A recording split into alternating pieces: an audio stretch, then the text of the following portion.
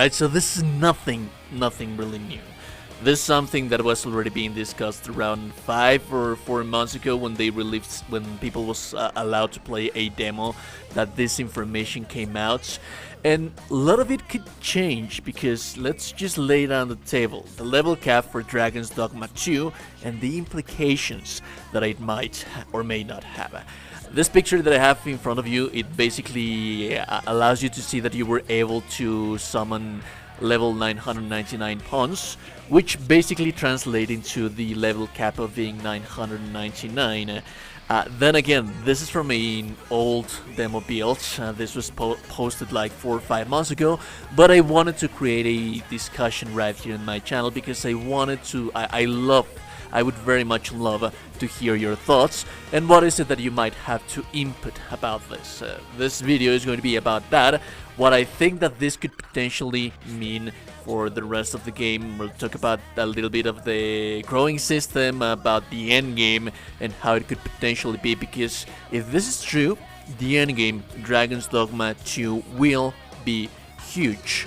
That being said, remember that this probably is a placeholder. This is from a demo that was posted like 4 or 5 months ago, so it could potentially be the case that they just wanted to have that in there and they are going to cap the level, the maximum level, somewhere else. It doesn't necessarily mean that it is going to be level 999.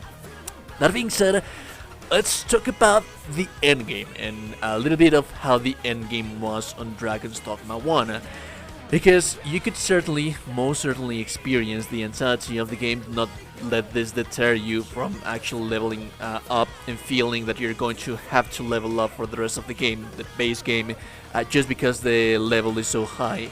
I don't think that that is the case. It was not the case in Dragon's Dogma. You would be able to enjoy the entirety of Dragon's Dogma 2012 on its entirety, the main story, the main bosses, the main boss fights, and leveling up your character, making an endgame min-max build was only required for fighting the Earth Dragon, or the endgame bosses for the Bitter Black Isle, like Death and so on and so forth. Most of the bosses that you would find in the post-end content, which was the Evergale, the Everfall, that's where you would fight like the versions of different bosses. Now, let's talk about the scope of Dragon's Dogma 2. We know that, at least on the size, the map size, it's supposed to be 4 times than what it is going to be than it was in Dragon's Dogma. And if that's being the case, if it is potentially the case that we're going to have a maximum level of 999, what does that actually mean for the endgame?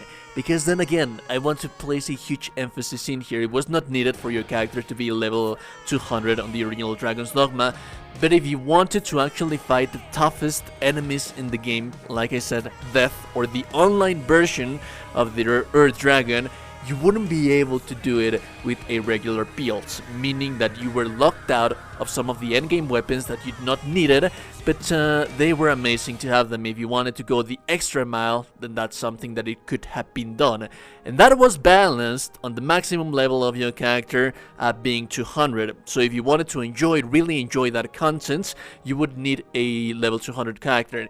If you would go beyond that, you would have to have a min-max character, at least for the online version of the Earth Dragon. If you wanted to get the online weapons for the Earth Dragon, maybe with some items you would be able to defeat the offline version of the endgame Earth Dragon without a min-max stat character.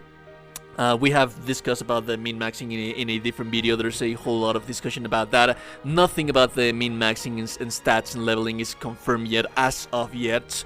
We do not know if the min-maxing is going to be like it was in Dragon's Dogma 1, or if it is going to be the new findings that are flying right now on the web. Nothing of that is official, but what could potentially be the case in here if we have a maximum cap level of 999, it means that the endgame should at the very least be balanced on being that high of a level. Meaning the grinding, it is going to be unreal if you do want to enjoy that experience. And I want to reiterate right here that you not need to level up, grind that much level to enjoy the base game experience. And if we rule out a little bit on how min-maxing will be, if it is going to be like based on the stat growth for the levels that it was in the original Dragon's Dogma, or the new system that we think that it is going to be in there, which I hope that it is going to be in that. If we rule out all of that and just leave out aside the fact that a maximum 999 character is the one that should be fighting the endgame content, and that could potentially mean that the endgame content is going to be quite a lot more bigger as well than it was in Dragon's Dogma, the original Dragon's Dogma. And let's remember that the scope of things, they are trying to expand on the base game that it was already there. A lot of people that has already had the chance to play Dragon's Dogma, it just says that it's Dragon's Dogma, but bigger, a bigger version of Dragon's Dogma. Meaning, if this is the case, there should be more endgame bosses, and I do not know if there's going to be like different variants of the endgame bosses. The only endgame boss that I can remember from Dragon's Dogma, Dark Reason and the Bitter Black Isle, one of the bosses that you wouldn't be able to fight, that you wouldn't be able to defeat, and even then if you have a high level, maxed out character, it would still be very difficult to fight against death on itself. Many of the occasions, many of the classes would even have a harder time trying to defeat death. So that's the only model or enemy that I can recall that it was precisely for that purpose, for those endgame characters.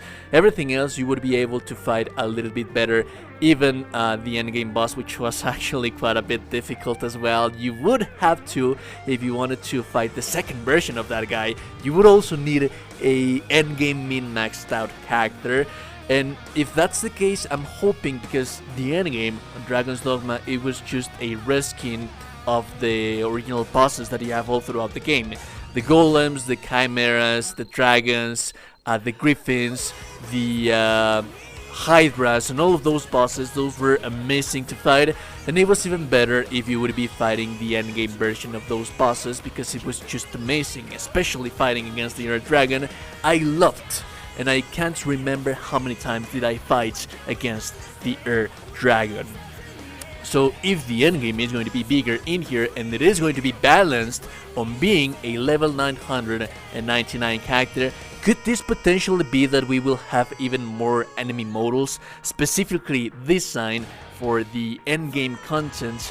And if that's the case, then I think that it is going to be more worthwhile to actually level up the character to fight against those bosses, because then again, original Dragon's Dogma, at least prior to the Bitter Black Isle DLC, prior to the Dark Reason DLC, the only boss that you would really need to have a endgame character, min-max character, it would be the Earth Dragon. Just a level 200 character, it would be just fine to fight against the offline version of the Earth Dragon, and even then you would still have some issues.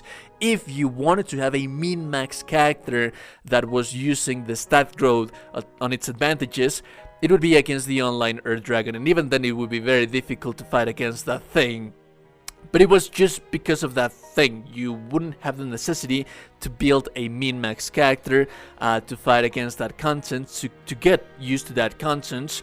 In here, how many more enemies are we going to have for the endgame? How much more assets, how much more models, how much more animations, other than that just reskins of things?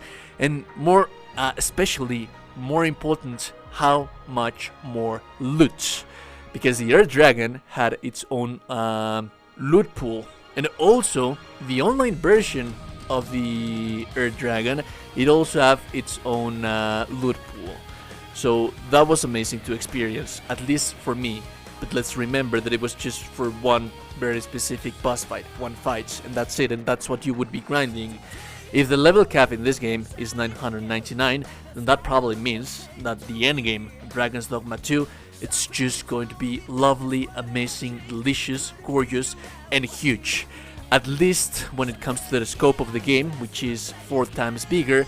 Maybe the endgame could potentially be, if it is the case that we're going to have a level 999 cap, maybe it could potentially be that the endgame is also going to be much more amazing in here.